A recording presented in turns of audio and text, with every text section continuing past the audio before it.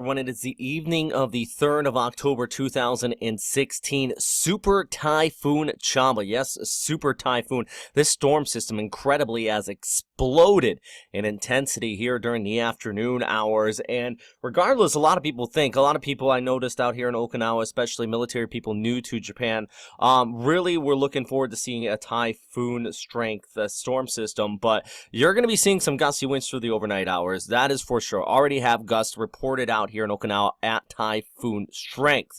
But thank goodness the core of the storm has moved just towards the west. In fact, videographer James Reynolds, he's been in 40-plus typhoon eye walls, and I was just talking to him a few moments ago. He was saying personally, he's in Naha. He wants to film this, but he is quite happy it did not hit that city directly because it would have been a disaster. The inner core of this storm system has winds up to about 270 kilometers per hour. To put that in perspective, Hurricane Matthew, which is getting a lot of the attention in media right now in the Caribbean, has winds of about 215 kilometers per hour.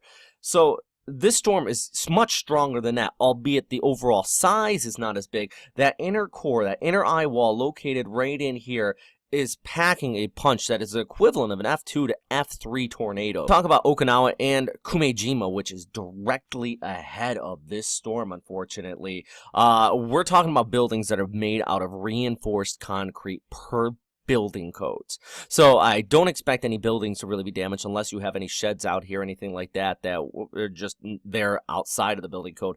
But cars often get launched in these type of storms. We've seen that in videos past, not only with that super famous one from Typhoon Jelawat, but in Ishigaki, cars piled up against buildings because, well, light Japanese cars cannot stand up to these type of storms. And I think that's going to be one of the things, as far as photos when we get in the morning, that we'll see coming in out of Kumejima. Now, we're still going to be seeing typhoon strength gusts, like I already mentioned, here across Okinawa Honto. So those of you in the military who were thinking, hey, this might be just moving towards west, I'm okay. Not really. Still, like, Category 1 strength winds. That's enough to cause damage, and especially if you are outside, it is going to cause you harm. So far, I've not seen any reports of injuries out here in Okinawa, but I am sure news is going to come in through the overnight hours. Are any injuries? The good news, this is impacting in the overnight hours, so no one feels pressured to go to work or school or anything like that, so that is actually some fairly good news. Now, there has been evacuation advisories put in place, and even some mandatory evacuations in coastal areas out here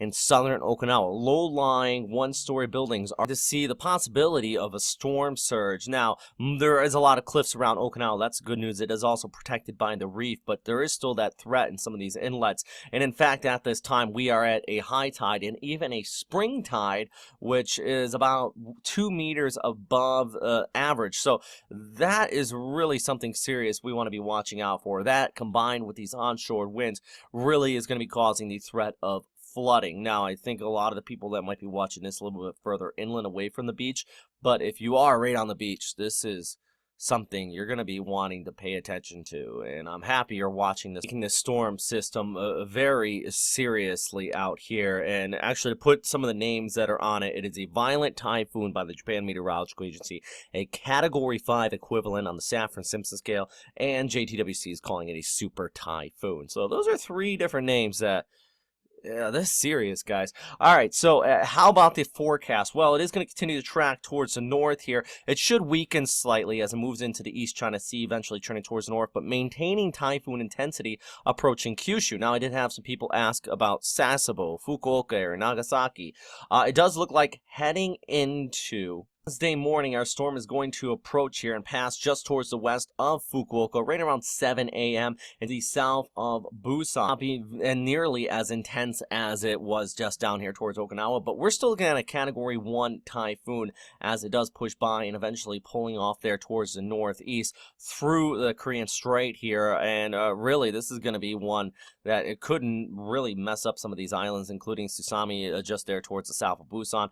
Fukuoka as well, you're going to be seeing experiencing some rough weather, and even in the Sasebo with those southwesterly winds coming on shore around Nagasaki, definitely typhoon strength winds are possible. Now, the one thing you do note in Kyushu, their buildings and the infrastructure is not as up to code as Okinawa, but they're still pretty resilient. I think the bigger threat here is always the rainfall. Volcanic islands across this area, volcanic mountains prone to landslide, and that's always a big worry when we're ever talking about a tropical system, especially one as strong as this, with a lot of rain coming in with this as it gets wrapped up with the stationary boundary. We could see some training effect taking place, and that's always a big concern. This is the GFS total rainfall accumulation, and you can see actually some areas just towards the or along the southern areas of the Korean Peninsula, we're looking at some pretty tremendous rainfall up here in excess of about 300 to 400 millimeters, and then even some moisture down towards south. Storm pulls that in, but for now that's still the extended range, and we're going to really talk more about that tomorrow. Right now, all eyes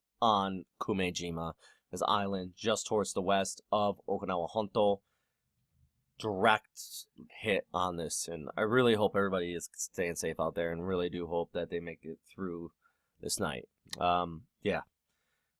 Thanks for watching, everybody. Stay safe out there. If you are hunkered down, stay indoors tonight, and as always, thanks for watching.